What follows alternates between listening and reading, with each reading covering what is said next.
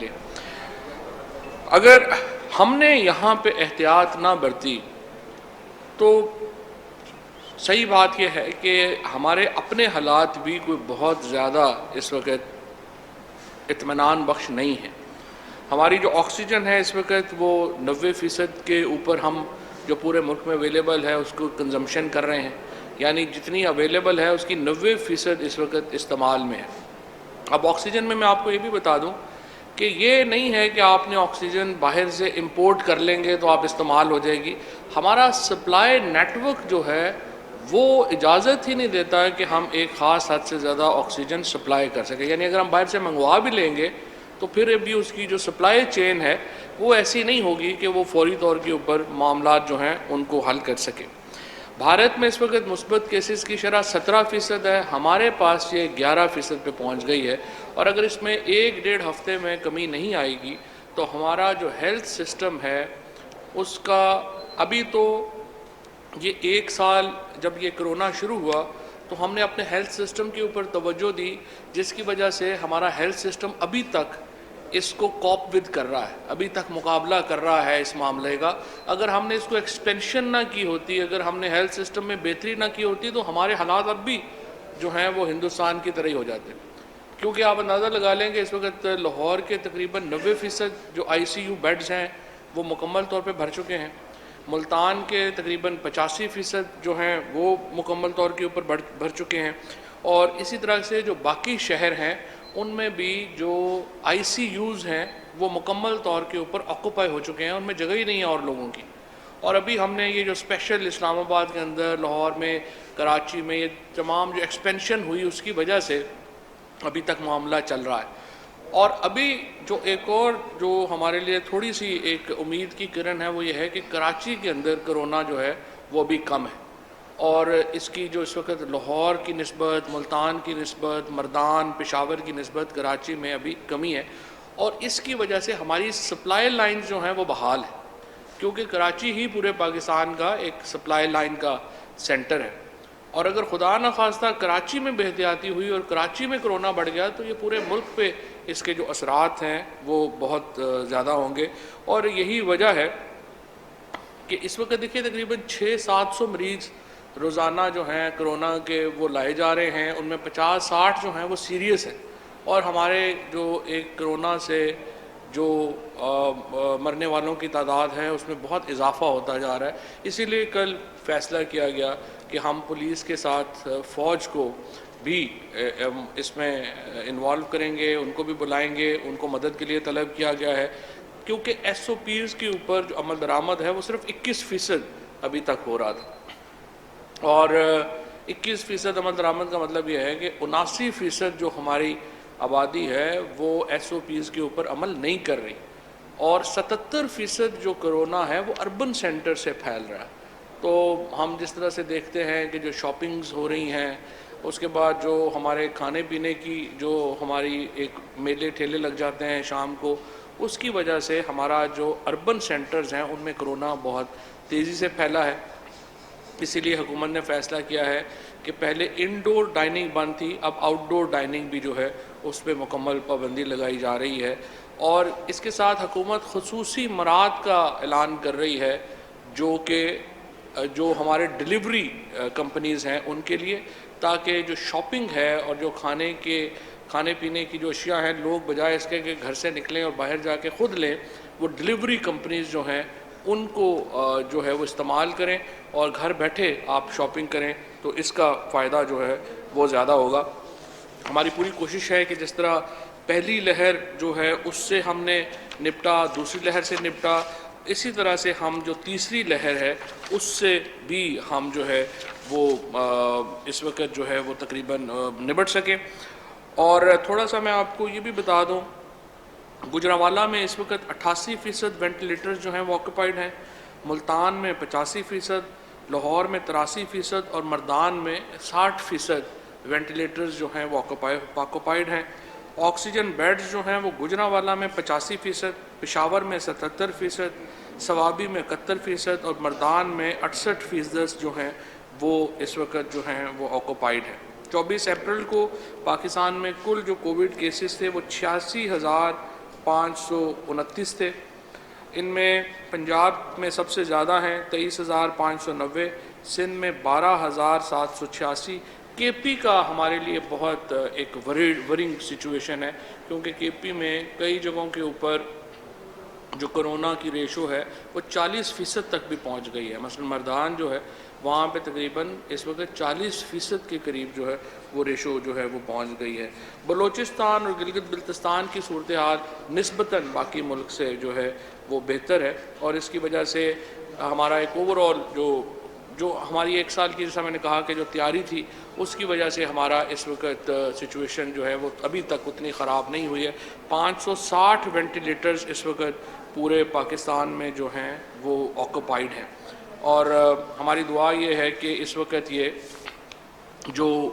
ہماری جو کرونا کی یہ لہر ہے وہ جلد اس ہفتے نیچے آئے, اور خصوصاً کراچی جو ہے وہ اس لہر سے بچ سکے. اور جہاں تک اس وقت ہماری حکومت کی جو پوری کوشش رہی ہے, پچھلے ایک سال میں ہم نے پوری کوشش کی کہ جو کرونا کے جو معاملات ہیں اس میں کمپلیٹ لاک ڈاؤن سے بچا جا سکے. کمپلیٹ لاک ڈاؤن میں ہمارا جو بنیادی مسئلہ آتا ہے وہ آتا ہے کہ جو ہمارے دہاڑی دار ہیں, جو ہمارے غریب طبقہ ہے, اور پھر جو تاجر حضرات ہیں جنہوں نے اسی مہینے میں کمائی کرنی ہے, اگر مکمل لاک ڈاؤن لگا دیں گے تو ان کی جو سچویشن ہے اس کے اوپر بڑے برے اثرات مرتب ہوں گے. تو ہماری اپیل بھی ہے, درخواست بھی ہے تمام اپنے خصوصاً جو ہمارے تاجر برادری ہے اور جو ہمارے لوگ ہیں جو کہ باقی لوگ اس وقت جو کام کر رہے ہیں, کہ آپ کم از کم اپنے ایس او پیز جو ہیں ان کو فالو کریں, کیونکہ اگر ہم نے الٹیمیٹلی لوگوں کی زندگیاں اگر خطرے میں آئیں گی تو پھر یہ معیشت جو ہے ظاہر ہے یہ پیچھے رہ جائے گی, اور لوگوں کی زندگیاں زیادہ اہم جو ہیں وہ ہیں. سو ہمیں اس کے لیے ایک ڈراسٹک اقدامات کرنے پڑیں گے جس میں لاک ڈاؤن بھی شامل ہے. ہم مکمل لاک ڈاؤن کو پرائم منسٹر صاحب نے رجسٹ کیا ہے, انہوں نے ہمیشہ کوشش کی ہے کہ ایک ایسا سسٹم ہم نافذ کریں جس میں کہ چیزیں جو ہیں وہ بہتری کی طرف جا سکیں, اور ہم اس کو جو ہے وہ مکمل لاک ڈاؤن نہ ہو تاکہ ایک معیشت کا پہیہ جو ہے وہ چلتا رہے. لیکن اگر ایک ہفتے تک یہ معاملات جو ہیں وہ نیچے نہیں آئے تو پھر ہمیں مکمل لاک ڈاؤن کا بھی جو ہے وہ سوچنا پڑے گا. میں یہاں پہ ذرا آج آ رہی تھی کراچی میں مریم نواز شریف صاحبہ,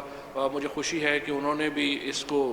جو ہے اپنا دورہ ملتوی کیا ہے. یہ ایک مثبت پیش رفت ہے, اور ہماری جو سیاسی جماعتیں ہیں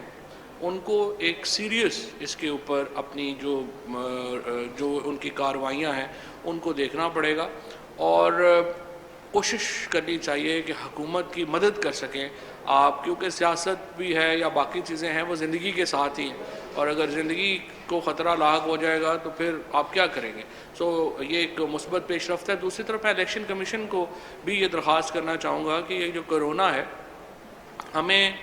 الیکشنز ہو رہے ہیں, الیکشن کے ساتھ جو ہے وہ بھی چلتا ہے, لیکن آپ کو بیٹھ کے ایک الیکشن ایس او پیز بنانی چاہیے, اور یہ دیکھنا چاہیے کہ جو پولیٹیکل پارٹیز یا پولیٹیکل لوگ جو کیمپین چلا رہے ہیں وہ کن ایس او پیز کے تحت وہ کیمپینز چلائیں. کیونکہ اس وقت جو بھی انتخابات ہوتے ہیں ان میں ظاہر ہے کہ پولیٹیکل پارٹیز جو حصہ لیں گی, اور وہ ایک روایتی ہمارے ہاں الیکشنز ہوتے ہیں ان میں گہما گہمی ہوتی ہے, اجتماع ہوتا ہے, جلسے ہوتے ہیں, جلوس ہوتے ہیں. اور ابھی آپ نے دیکھا کہ جو ہندوستان کے اندر کرونا پھیلا ہے اس میں ایک بہت بڑی جو وجہ ہے وہ نریندر مودی صاحب کی الیکشن کیمپین ہے جو انہوں نے رن کی, جس میں انہوں نے لاکھوں لوگوں کو ایڈریس کیا, جس کی وجہ سے ان کے اوپر بھی یہ تنقید ہوئی ہے کہ ان کی جو الیکشن کیمپین ہے اس کی وجہ سے کرونا پھیلا. سو ہمیں یہ یہاں پہ سمجھنا چاہیے کہ یہ جو الیکشن کیمپین ہے اس کو کس طرح الیکشن کمیشن اس کے اوپر غور کرے اور ایک خصوصی ایس او پیز بنائے کہ ان کو جو ہمارے کرونا کے معاملات ہیں ان کو بھی مد نظر رکھے. اس کے بعد جو سب سے امپورٹنٹ ہمارا طبقہ جس کو میں چاہوں گا کہ وہ اپنا رول ادا کرے وہ ہمارا مذہبی طبقہ ہے. اس وقت جو تراویح میں, اسی طرح سے نماز میں, اور پھر آگے اب عید میں جو اجتماعات ہیں ان کو ایک ایس او پیز کے اندر رکھنا, ان کو ایک دائرہ کار کے اندر رکھنا بہت ہی اہم ہوگا, اور ہمارے علماء اس سلسلے میں بہت اہم کردار ادا کر سکتے ہیں. اور میں یہ چاہوں گا کہ ہمارے جو علماء ہیں وہ آگے بڑھیں اور قیادت کریں ان معاملات کی، اور ہمیں جو ہے وہ ایک SOPs کی طرف جو ہے وہ ہم جائیں۔ اب تھوڑا سا میں ذکر کرنا چاہوں گا کہ جو تھوڑا ہم نے یہاں پہ کیونکہ صحافیوں کے لیے کراچی میں اور باقی جگہوں کے اوپر جو اقدامات میں لینے کا ارادہ رکھتا ہوں وزیر اعظم صاحب کی ہدایت کے مطابق، پہلی بات تو یہ ہے کہ میں نے تمام پریس کلبز جو ہیں ان سے ہم نے رابطہ کیا ہے، ہمارے جو PIO ہیں وہ اس وقت ان سے رابطے میں ہیں،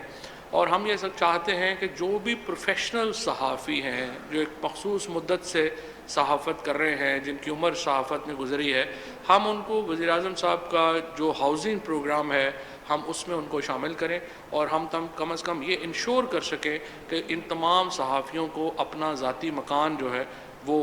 حکومت جو ہے وہ لے کے دے سکے، اس نظام کے تحت جو ہم نے وزیر اعظم صاحب کا جو کنسٹرکشن پیکج ہے ہاؤسنگ کا اس کے تحت جو ہم نے وضع کیا ہے۔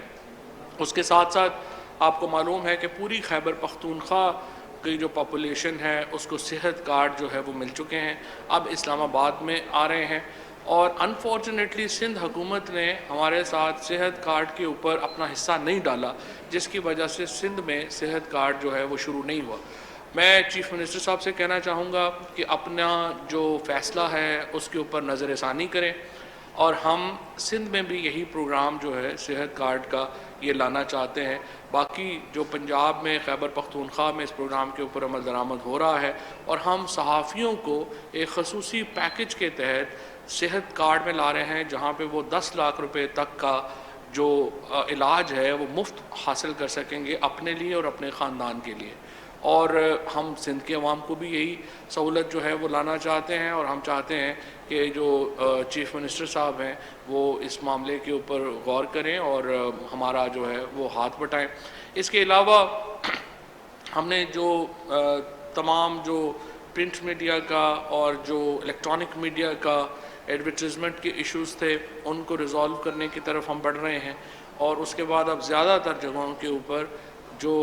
ہمارے کارکن صحافیوں کی تنخواہیں ہیں ان کا مسئلہ نہیں ہونا چاہیے، اور PBA کے ساتھ بھی اور APNS کے ساتھ بھی میں نے یہ معاملہ اٹھایا ہے کہ اب یہ جو آپ کی تنخواہوں کا ایشوز ہیں یہ اس کو ریزالو کرنا ضروری ہے، اور اس کو آپ ریزالو کریں، اور جہاں پہ نہیں ریزالو ہوگا وہاں پہ بھی ہم مالکان کی بھی اور کارکن صحافیوں کی بھی مدد کریں گے کہ وہ اس مسئلے کو اوپر جو ہے وہ آگے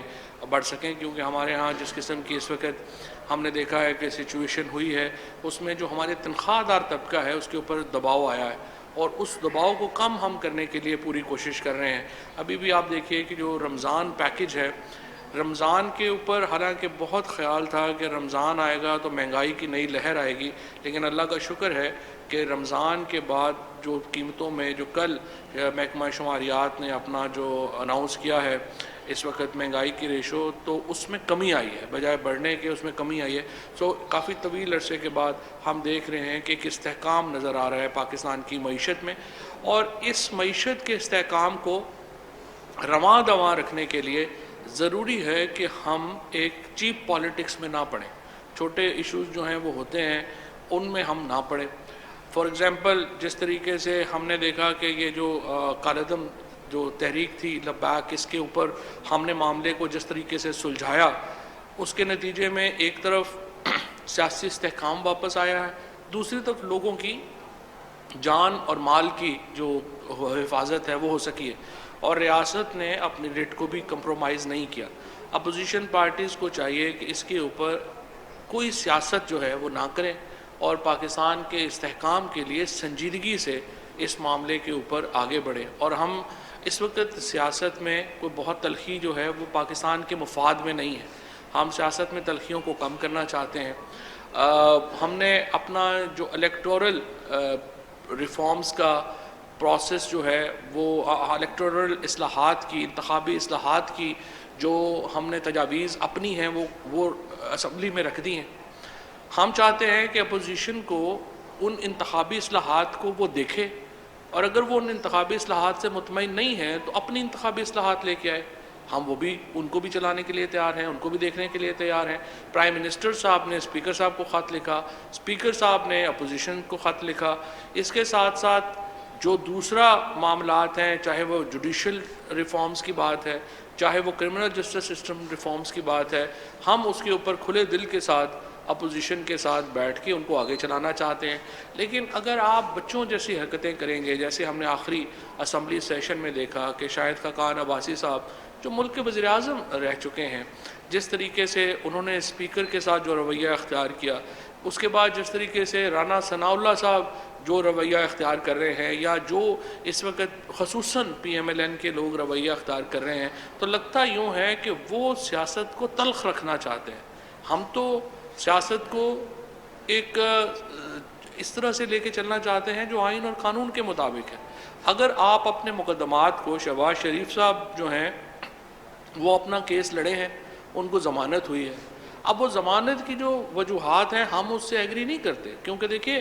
شہباز شریف صاحب کے اوپر جو کیسز تھے وہ کوئی زبانی ایویڈنس کے اوپر تو بنے نہیں ہیں۔ $15 ملین کی جو ان کی رقم ہے جو باہر گئی اور پھر وہ بینکنگ سسٹم کے ذریعے واپس آئی، کسی کا کوئی اورل ایویڈنس تو ہے نہیں۔ سو بجائے اس کے کہ وہ کیسز کے فیصلے ہوں، وہ کیسز جو ہیں وہ لمبے جا رہے ہیں اور ان میں ضمانتیں ہو رہی ہیں۔ سو میں یہ سمجھتا ہوں کہ جو اس طرح کے مقدمات جو ہیں ان کا ہونا چاہیے، لیکن اس کا مطلب یہ نہیں ہے کہ ہم اس کو جو ہے وہ ہم عدالتوں کے سامنے، عدالتوں کے اوپر ہی حملے کر دیں۔ سو ہم آئین اور قانون کو بالا تر سمجھتے ہیں اور اس کے ساتھ جو ہے وہ ہم آگے چل رہے ہیں، اور یہی جو ہے ہم سندھ حکومت کے ساتھ بھی جو پوری کوآپریشن ہے وہ ہم کر رہے ہیں۔ سندھ حکومت کی طرف سے اگر کوآپریشن نہیں ہوتی، اور کئی جگہوں پہ جس طرح سے یہ میں نے صحت کارڈ کا آپ کو معاملہ دیا ہے، اسی طریقے سے خود پیپلز پارٹی نے یہ وعدہ کیا تھا کہ فاٹا کا جو پیسہ ہے جو این ایف سی سے فاٹا کو دیا جائے گا، وہ فاٹا کو نہیں ملا۔ اسی طریقے سے جو وعدے کیے پیپلز پارٹی نے وہ پورے نہیں کیے ہیں، اور انفارچونیٹلی 2 سالوں میں 1600 ارب روپیہ جو سندھ میں آیا ہے اس کی اکاؤنٹیبلٹی بھی کوئی نہیں ہو رہی۔ اور ہمارے جو ایم پی اے صاحبان یہاں پہ بیٹھے ہیں، لیڈر آف اپوزیشن یہاں پہ بیٹھے ہیں، جب وہ سوال کرتے ہیں تو ان کے اوپر دہشت گردی کے پرچے کیے جاتے ہیں۔ آپ نے دیکھا کہ علیم عادل شیخ نے جس طریقے سے ان کے اوپر جو پرچے ہوئے، جس طریقے سے انہوں نے کیس فائٹ آؤٹ کیا، ہمارے ایم پی ایز کے سے سیکیورٹی وڈرا کر لی، صرف یہ سوال اٹھانے کے اوپر کہ آخر اتنا پیسہ جو سندھ میں آیا ہے وہ گیا کدھر ہے۔ اس کا حساب کتاب جو ہے وہ بہرحال ہونا چاہیے، یہ عوام کا پیسہ ہے، اور وہ پیسہ جو ہے اس کی کوئی ہمارے سامنے آنی چاہیے کہ آپ نے ان پیسوں کا کیا کیا ہے، کدھر گئے ہیں، کیسے لگے ہیں۔ اور اب آپ کراچی کی سچویشن دیکھیں، وہ کراچی والے کہہ رہے ہیں کہ نہیں، ان کو بتایا جاتا ہے کہ نہیں ہم نے تو اور علاقوں میں لگا دیے ہیں، اور علاقوں میں دیکھیں تو دیکھیں گھوٹکی کا کیا حال ہے، جس کے اوپر آپ تیل کی سبسڈی لے رہے ہیں۔ آپ اس وقت اگر سندھ کو جو تیل میں گیس کی جو سب سے زیادہ سبسڈی مل رہی ہے وہ تو گھوٹکی کی ذخائر میں ملتی ہے، تو وہاں پہ ان کو کیا ملتا ہے، بدین کو کیا ملتا ہے، باقی اضلاع کو کیا ملتا ہے۔ سو پورے سندھ کو ایک کھنڈرات میں تبدیل کر دیا گیا ہے، جو ظاہر ہے یہ اہم سوال ہیں جو ہمارے یہاں کے جو نمائندے ہیں وہ ہمیشہ سامنے رکھتے ہیں۔ ان کا جواب آنے کے بجائے ان پہ مقدمات اگر آپ بنا دیں گے تو یہ تو کوئی طریقہ جو ہے وہ نہیں چلے گا۔ بہرحال ہم پھر سمجھتے ہیں کہ حکومت میں رہتے ہوئے ہم آگے بڑھنا چاہتے ہیں، ہم اصلاحات کی طرف بڑھنا چاہتے ہیں، اور یہی وہ سوچ ہے جس کی بنیاد کے اوپر ہم اپوزیشن کے ساتھ ڈیل کرنا چاہتے ہیں۔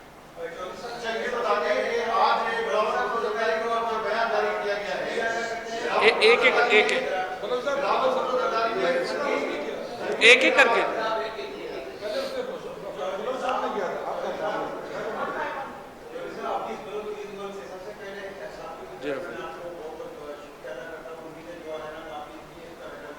انشاءاللہ۔